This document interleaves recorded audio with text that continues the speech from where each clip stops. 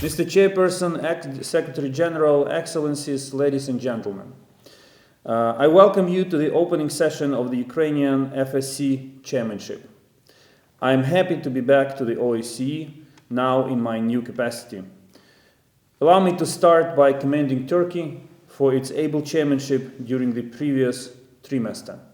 I also welcome Germany to the FSC Troika. Ukraine will lead FSC in the turbulent times of the ongoing Russian aggression against my country and global coronavirus pandemic. This is a time of grave challenges. Nevertheless, we will continue looking for opportunities and constructive responses.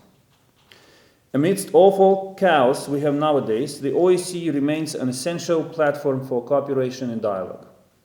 I have said this word so many times during my almost 5 years in Vienna, I must confess.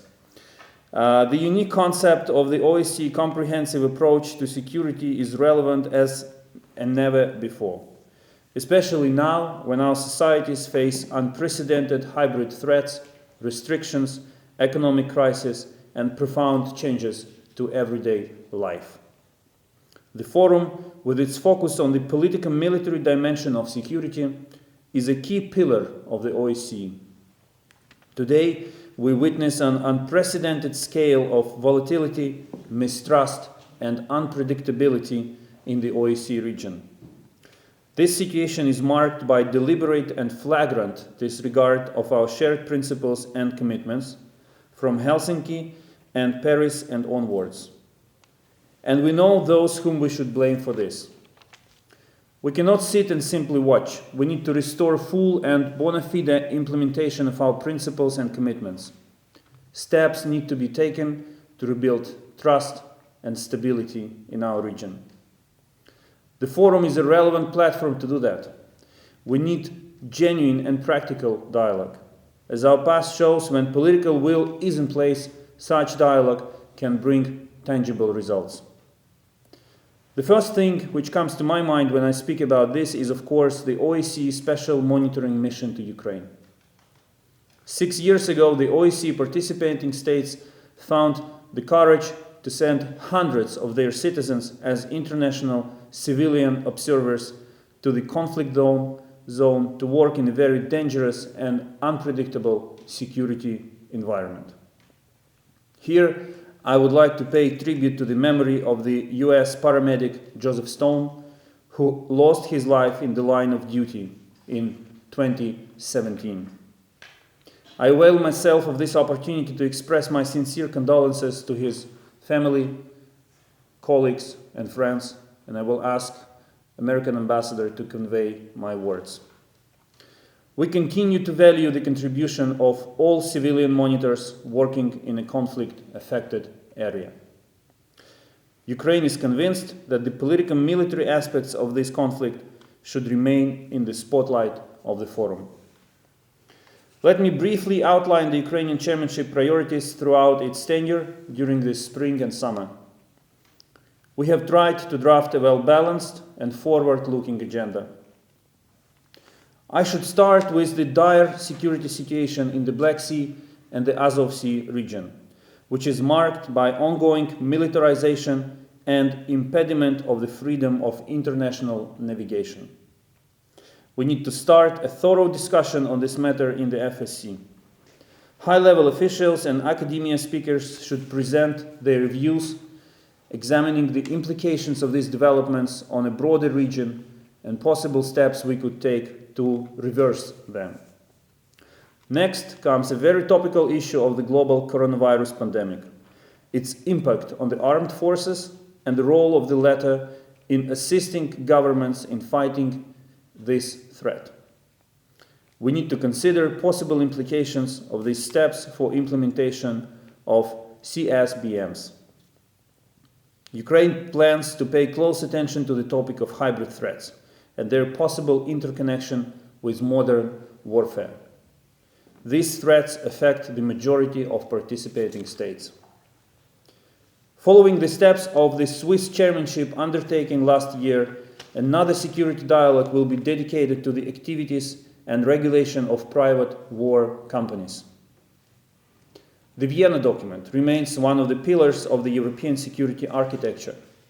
Its modernization has been long overdue, given the rapid technological developments in the military domain and the lack of effective and up-to-date risk reduction and incident prevention mechanisms. The number of participating states that share this view is growing, which eventually brought about a joint proposal supported by the overwhelming majority of them. Meanwhile, military snap exercises, especially those taking place near the borders, require our particular attention. They should be considered by participating states in terms of the increased additional transparency measures. Last year, the Ministerial Council in Bratislava commemorated the anniversary of the UN Security Council Resolution 1540 and reaffirmed the readiness of the participating states and of the OSCE to take an active part in the respective comprehensive review. Our security dialogue will consider possible input of the OSCE to the review process. We will invite participating states to share their national views on the non-proliferation agenda, inter alia, by accessing compliance to the disarmament and non-proliferation treaties and agreements. Our priorities also include an emphasis on the issue of small arms and light weapons and stockpiles of conventional ammunition. We need to continue updating the respective OSCE best practice guides. This could facilitate combating illicit trafficking of small arms through national controls, effective export controls, and border and customs mechanisms. Additionally, we would like to bring to the attention of participating states the topic of mine action and the OSCE's role in assisting participating states in this field. This topic is particularly relevant due to the dire humanitarian situation in and around certain areas of the occupied Donetsk and Lugansk regions of Ukraine.